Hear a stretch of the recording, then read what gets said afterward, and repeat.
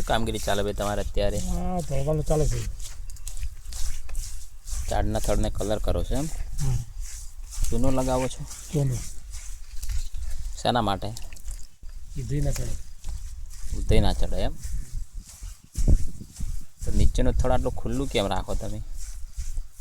તે બોરસલ બીજું આવશે લાલ કલર. ગેરું લગાવશે ત્યાં છે એમ? બરાબર.